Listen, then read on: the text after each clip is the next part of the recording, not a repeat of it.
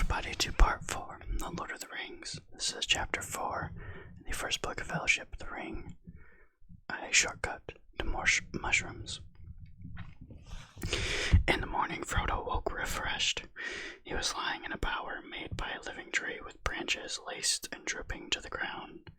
His bed was of fern and grass, deep and soft and strangely fragrant. The sun was shining through the fluttering leaves, which were still green upon the tree. He jumped up and went out. Sam was sitting on the grass near the edge of the wood. Pippin was standing, studying the sky and the weather. There was no sign of the elves. They have us fruit and drink and bread. They have left us fruit, drink, and bread. Come, have your breakfast. The bread tastes almost as good as it did last night. I did not want to leave you any, but Sam insisted. Frodo sat down beside Sam and began to eat. What is the plan for today? Said Pippin. To walk to Buckleberry as quickly as possible, answered Frodo, and then gave his attention to the food. Do you think we shall see anything of those riders? Asked Pippin cheerfully. Under the morning sun, the prospect of seeing a whole troop of them did not seem very alarming to him. Yes, probably, said Frodo, not liking the reminder. But I hope to get across the river without them seeing us. Did you find anything out about them from Gildor? Not much, only hints and riddles, said Frodo evasively. Did you ask about the sniffing? We didn't discuss it, said Frodo with his mouth full. I should have. I am sure you should have. I am sure it is very important. In that case, I am sure Gildor would have refused to explain it, said Frodo sharply. Now leave me in peace. I don't want to answer a string of questions while I'm eating. I want to think. Good heavens, said Pippin. At breakfast, he walked away. At breakfast, ? He walked away towards the edge of the green. From Frodo's mind, the bright morning, treacherously bright, he thought, had not banished the fear of pursuit, and he pondered the words of Gildor. The merry voice of Pippin came to him. He was running on the green turf and singing. No, I could not, he said to himself. It is one thing to take away my young friends forever, walking over the Shire with me until we are hungry and weary, and food and bed are sweet, to take them into exile, where hunger and weariness may have no cure, is another. Even if they are willing to come, the inheritance is mine alone. I don't think I ought to take Sam. He looked at Sam Gamgee and discovered that Sam was watching him. Well, Sam, he said, what about it? I'm leaving the Shire as soon as ever I can. In fact, I've made up my mind now, not even to wait a day at Crick Hollow, if it can be helped. Spike. Very good, sir. You still mean to come with me? I do. It is going to be very dangerous, Sam. It is already dangerous. Most likely, neither of us will come back. If you don't come back, sure, sir, then I shan't. That's certain, said Sam. Don't leave him, they said to me. Leave him, I said. I never mean to. I'm going with him if he climbs to the moon. If there are any of those black riders try to stop him, they'll have Sam Gamgee to reckon with, I said. They laughed at me. Who are they? What are you talking about? The elves, sir. We had some talk last night, and they seemed to know you were going away, so I didn't see any use of denying it. Wonderful folk, elves, sir. Absolutely wonderful.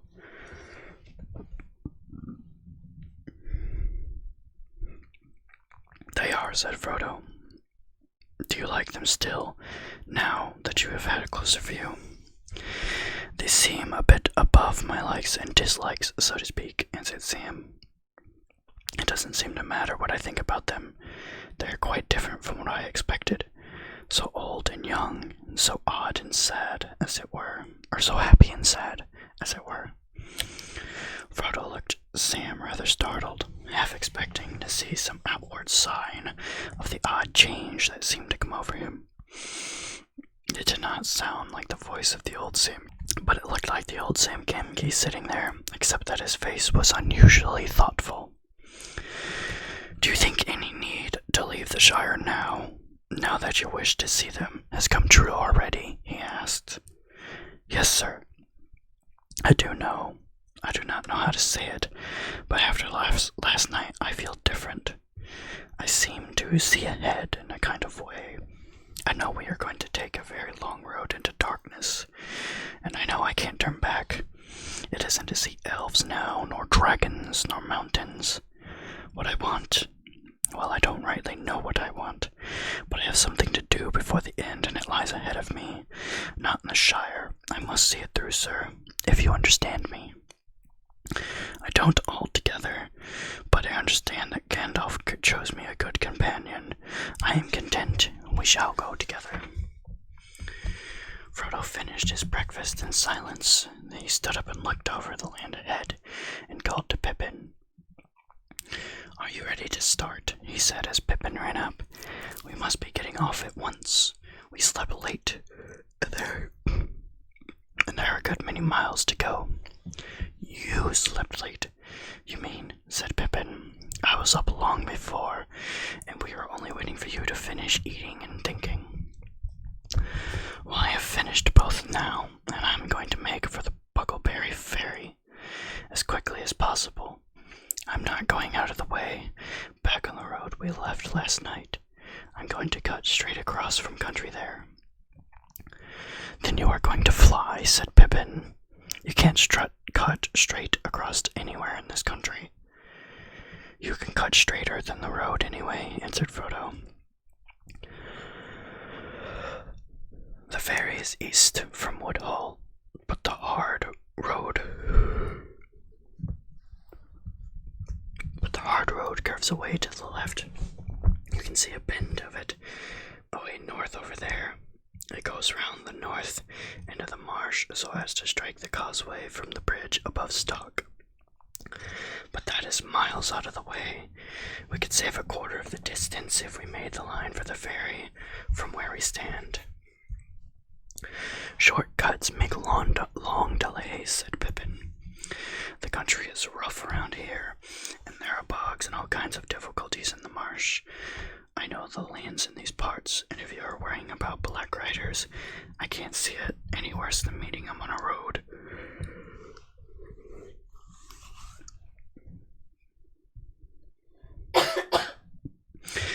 "I can't see it any worse than meeting him on a road than in a wood or a field. It is less easy to find people in the woods and fields," answered Frodo. "And if you are supposed to be on the road, then there is some chance that you will be looked for on the road and not off of it." "All right," said Pippin. "I will follow you into every bog and every ditch, but it's hard. I had counted on passing the Golden Perch at Stock before sundown, the best beer in Eastfarthing, or at least it used to be. It's been a long time since I've had it." "Well, that settles it," said Frodo.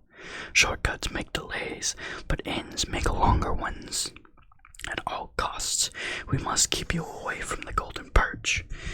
We want to get to Buckleberry before dark. So, what do you say, Sam?" "I will go with you, Mr. Frodo," said Sam, in spite of private misgiving and a deep regret for the best beer in Eastfarthing. "Then if we are going to toil through bog and byre, let us go now," said Pippin. It was already nearly as hot as it had been the day before, but clouds were beginning to come up from the west. It looked likely to turn to rain. The hobbits scrambled down the steep green bank and plunged into the thick trees below. The course had been chosen to leave Woodhull to their left and to cut slanting through the woods that clustered along the eastern side of the hills until they reached the flats beyond. Then they could make straight for the ferry over country that was open except for a few ditches and fences. Frodo reckoned they had maybe 18 miles to go in a perfectly straight line. He soon found that the thicket was close closer and more tangled than it had appeared. There were no paths in the undergrowth, and they did not get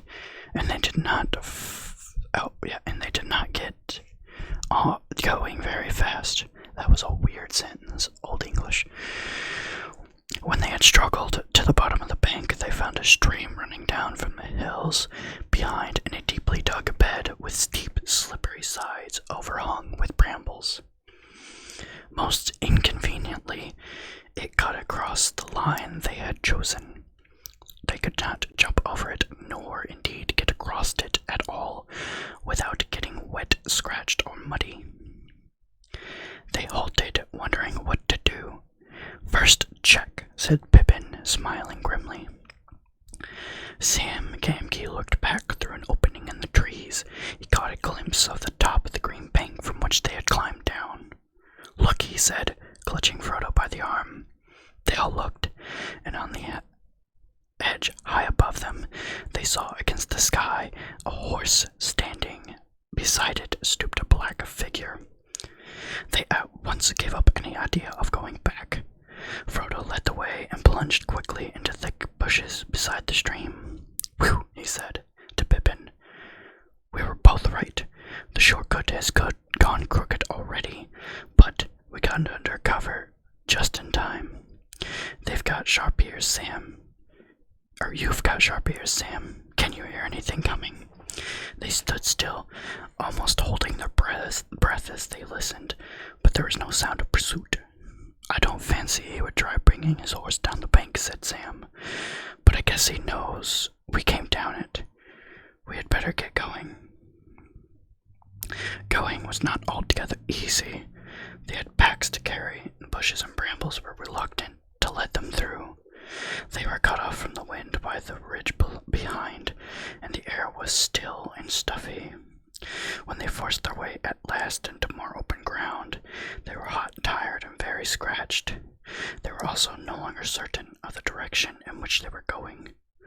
The banks of the stream sank as it reached the levels and became broader and shallower, wandering off towards the marsh and the river. "Why, this is the Stockbrook," said Pippin. "If we are going to try and get back to our course, we must cross this at once and bear due right." They waded through the stream and hurried over the wide open space, rush-grown and treeless in the further side. Beyond that, they came to a belt of trees, tall oaks for the most part, with here and there an elm tree or maybe an ash. The ground was fairly level, and there was little undergrowth, but the trees were too close for them to see ahead. The leaves blew upwards in sudden gusts of wind, and spots of rain began to fall from the overcast sky. When the wind died away, the rain came streaming down. They trudged along as fast as they could, over patches of grass and through thick drifts of old leaves, and all about them the rain pattered and trickled. They did not talk, but kept glancing back and from side to side. After about a half an hour, Pippin said, "I hope we have not turned too much towards the south, and are not walking long ways through this wood. It is not a very broad belt. I should have said no more than a mile at the widest, and we ought to have been through it by now." "It is no good that we've started going in zigzags," said Frodo. "That won't mend matters. Let us keep the direction we are going. I am not sure I want to come out into the open yet." They went on for a few other miles, and the sun gleamed out of the ragged clouds again, and the rain lessened. It is now past midday, and they felt it was more than high time for lunch. They halted under an elm tree. Its leaves, fast turning yellow, were still thick, and the ground at its feet was fairly dry and sheltered. When they came to make their meal, they had found that the elves had filled their bottles with a clear drink, pale golden in color. It had the scent of honey, made of many flowers, and was wonderfully refreshing. Very soon they were laughing and snapping their fingers at rain and at black riders. The last few miles, they felt, would soon be behind them. Frodo popped his back against the tree, closed his eyes. Sam and Pippin sat nearby. They began to hum and and even sing. Although it was stopped short suddenly. They stopped suddenly, and Frodo sprung to his feet. A long-drawn wail came down the wind, like the cry of some evil, lonely creature. It rose and it fell, and ended on a high, piercing note, even as they sat and stood as if suddenly frozen. It was answered by another cry, fainter and further off, but no less chilling to the blood. There was then a silence, broken only by the sound of the wind in the leaves. "And what do you think that was?" Pippin asked. "If it was a bird, it's one I've never heard before." It was no bird, no beast. It was a call, a signal. There were words in that cry, though I could not catch them. But no hobbit has such a voice. No more was said about it. They were all thinking of the riders, but no one spoke of them, and they were now reluctant either to stay or to go. But sooner or later, they had to get across to the open country to the ferry, and it was best to go sooner and in the daylight. In a few moments they had shouldered their packs, and again were off. Before long, the wood came to a sudden end. Wide grasslands stretched before them. They now saw that they had, in fact, turned too much south. Away over the flats, they could catch a glimpse of the low hill of Buckleberry across the river, but that was now to their left. Creeping cautiously out from the edge of the trees, they set across the open as quickly as they could. At first they felt afraid, away from the shelter of the woods. Far back behind them, in the high stood... Okay. Back it up. Spike. At first they felt afraid. Away from the shelter of the woods, far back behind them stood the high place where they had breakfast. Frodo half expected to see the small, distant figure of a horseman on the ridge, dark against the sky, but there was no sign of one. The sun escaping from the breaking clouds, as it sank towards the hills they had left, was now shining brightly again. Their fear left them, though they still felt uneasy. But the land became steadily more tame and well-ordered. Soon they came into well-tended fields and meadows.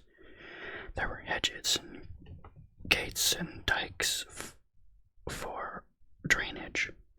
Everything seemed quiet and peaceful, just an ordinary corner of the Shire. Their spirits rose with every step. The line of the river grew near, and the Black Riders began to seem like phantoms of the woods that were never left far behind. They passed along the edge of the huge turnip field and came to a stout gate. Beyond it, an ruddled lane ran between low, well-laid hedges toward a distant clump of trees. Pippin suddenly stopped. "Wait, I know these fields and this gate. This is Bamfurlog, old Farmer Maggot's land. That's his farm, just over there in the trees." "One trouble after another," said Frodo, looking nearly as much alarmed as if Pippin had declared the lane was the slot leading straight to a dragon's den. The others looked at him in surprise. "What's wrong with old Maggot?" said Pippin. "He's a good friend to all the Brandybucks. Of course he's a terror to trespassers and keeps ferocious dogs, but after all, folk down here near the border have to be mindful and on their guard." "I know," said Frodo, "but all the same," he added, with a shamefaced laugh, "I'm terrified of him and his dogs. I would have avoided his farm for years and years. He caught me several times trespassing after mushrooms when I was a youngster at Brandy Hall. On the last occasion, he beat me, and then he took me and showed me to his dogs, See, lads, he said, next time this young varmint sets foot on my lands, you can eat him. Now see him off, and they chased me all the way to the ferry. I've never got over that fright, though I dare say the beasts knew their business and would not have really touched me. Pippin laughed. Well, it's time you made up for it, especially if you are going to live in Buckland. Old Maggot is a really stout fellow, if you leave his mushrooms alone. Now let's get into the lane, and we shan't be trespassing. If we meet him, I'll do the talking. He's a friend of Mary's. I used to come here with him all the time. They went along the lane until they saw the thatched roofs of a large house and farm buildings peeping out among the trees ahead. The maggots, the beautifoots of stock, and most of the inhabitants of the marsh were house dwellers, and this farm was stoutly built of brick and had a high wall around it. There was a wide wooden gate opening out of the wall into the lane. Suddenly, as they drew near, a terrific baying and barking broke out, and a loud voice was heard shouting, "Grip, Fang, Wolf, come on, lads!" Frodo and Sam stopped dead, but Frodo kept walking on just a few more paces. The gate opened and 3 huge dogs come pelting out into the lane and dashed towards the travelers, barking fiercely. They took no notice of Pippin, but Sam shrank against the wall, and the 2 wolfish-looking dogs sniffed at him suspiciously and snarled if he moved. The largest and most ferocious of all 3 halted in front of Frodo, bristling and growling. Through the gate there now appeared a broad, thick-set hobbit with a round red face. "Hello, hello, and who may you be, and what you be wantin'?" he asked. "Good afternoon, Mr. Maggot," said Pippin. The farmer eyed him closely. "Oh, well, if it isn't Master Pippin, Mr. Peregrine Took." "I dare say," he cried, changing from a scowl to a grin. "It has been a long time since I've seen you around here. It's lucky for you that I know you. I was just going to set up my dogs on any strangers. There are some funny things going on here today, and of course we do get odd folk wandering around these parts from time to time. Too near the river," he said, shaking his head. "But this fellow was the most outlandish I had ever set eyes on. He wouldn't cross my land without leave a second time, not if I can stop it." "What fellow do you mean?" asked Pippin. "Oh, then you haven't seen him," said the farmer. "He went up the lane towards the causeway not a long while back. He was a funny customer and asked funny questions, but perhaps you'll come along inside and we'll pass the news more comfortable. I have a drop of good ale on tap if you and your friends are willing, Mr. Took." It seemed odd that the farmer would not tell them any more, if allowed to do it in his own time and fashion, so they all accepted the invitation. "What about the dogs?" asked Frodo anxiously. The farmer laughed. "They won't hurt you, not unless I tell them to. Here, Grip, Fang, heel," he cried. "Heel, Wolf." To the relief of Frodo and Sam, the dogs walked away and let him go free. Pippin introduced the other 2 to the farmer. "Mr. Frodo Baggins," he said. "You may not remember him, but he used to live at Brandy Hill." At the name Baggins, the farmer started and gave Frodo a sharp glance. For a moment, Frodo thought that the memory of stolen mushrooms had been aroused, and that the dogs had been told to see him off. But the farmer maggot took him by the arm. "Well, if that isn't odd as ever," he exclaimed. "Mr. Baggins, is it? Come inside. We must have a talk." They went to the farmer's kitchen and sat by the wide fireplace. Miss Maggot brought out beer in a huge jug and filled 4 large mugs. It was a good brew, and Pippin found himself more than compensated for missing on the golden perch. Sam sipped his beer suspiciously. He had a natural mistrust of the inhabitants of the other parts of the Shire, and although he was not disposed to be quick friends with anyone who had beaten his master, however long ago, and that was also not although. After a few remarks about the weather and agricultural prospects, which were no worse than usual, Farmer Maggot put down his mug and looked at them all in turn. "Now, Mr. Peregrine," he said, "where might you be coming from, and where might you be going? Were you coming to visit me? For, if so, you gone past my gate without me seeing you." "Well, no," answered Pippin. "To tell you the truth, since I have guessed it, we got into the lane from the other end. We had come over your fields, but that was quite by accident. We lost our way in the woods back near Woodhall, trying to take a shortcut to the ferry."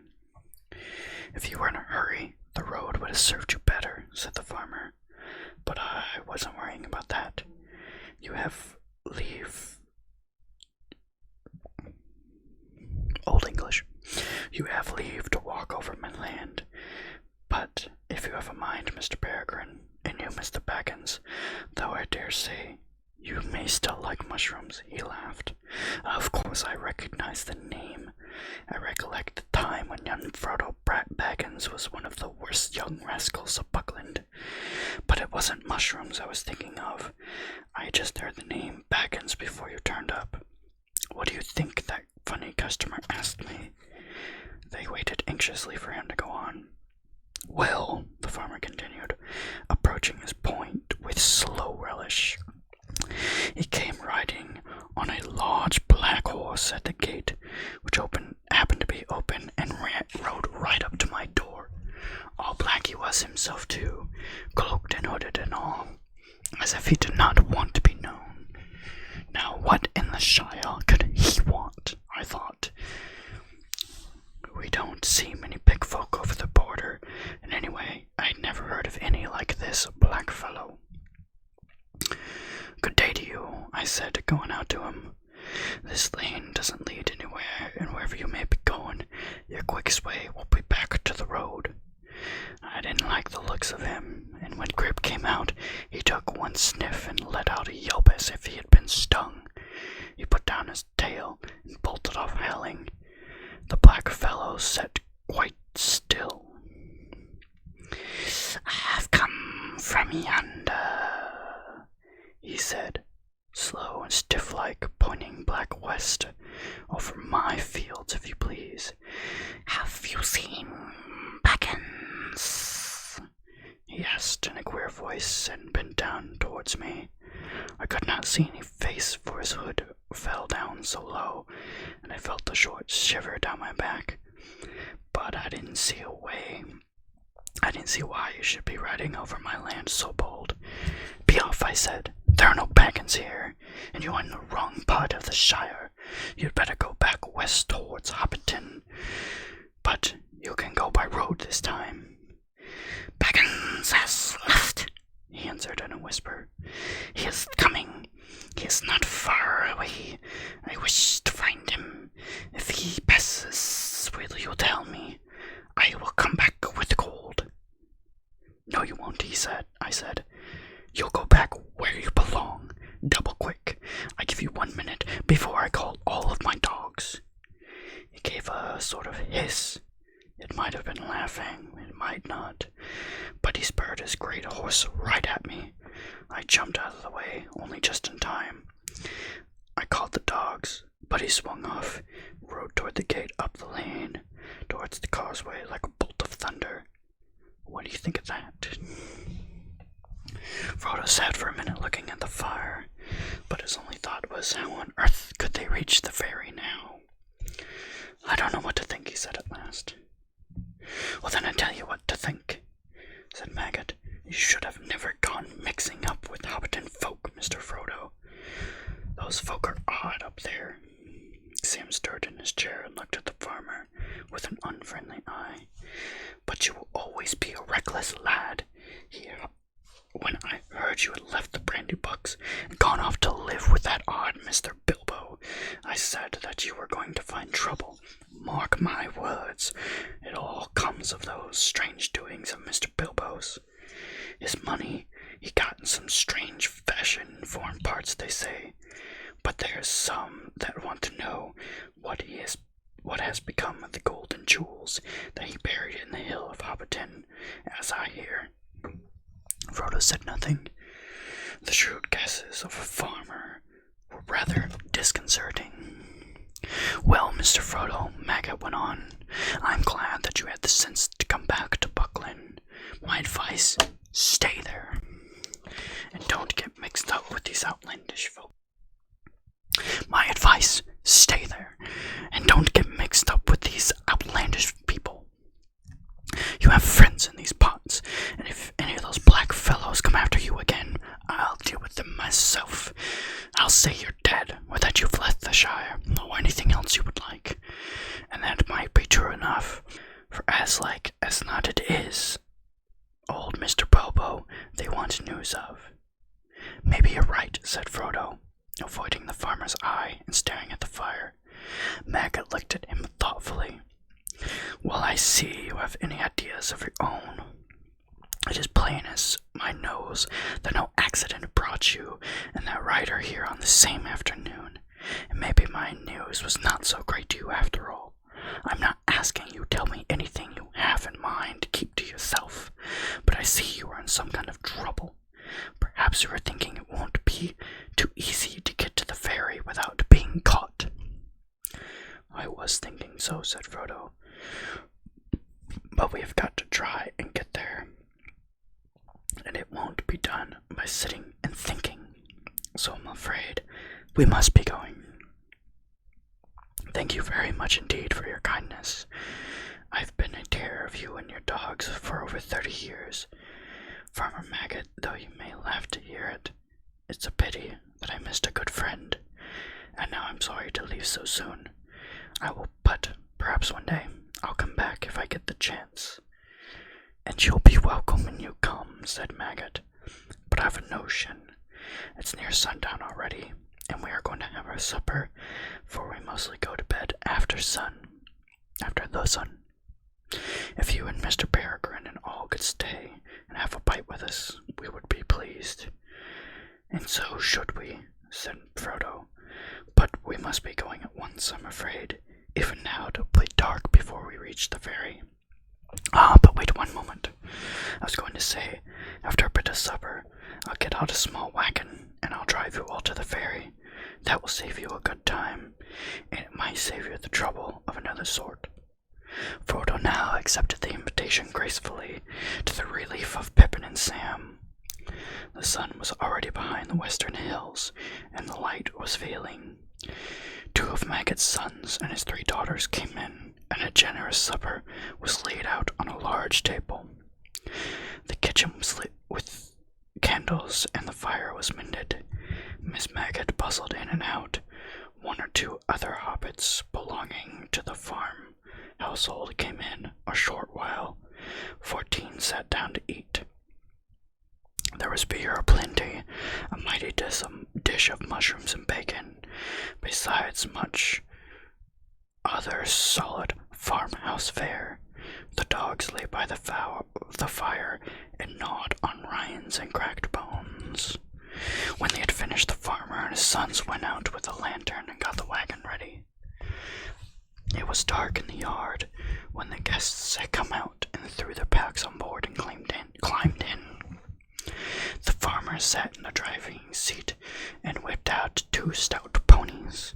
His wife stood in the light of the open door. You be careful of yourself, Maggot, she called. Don't go arguing with any foreigners, and you come straight home. I will, he said, and he drove out the gate. There was now no breath of wind stirring. The night was still and quiet, and there was a chill in the air. After about a mile or 2, the lane came to an end, crossing a deep dike and gathering a short slope up the high-banked causeway. Maggot got down and took a good look either way, north and south, but nothing could be seen in the darkness, and there was not a sound in the still air. Thin strands of river mist were hanging above the dikes and crawling over the fields. "It's going to be thick," said Maggot, "but I will not light my lantern till I turn for home. We'll hear anything on the road long before we meet it tonight." It was 5 miles or more from Maggot's lane to the ferry.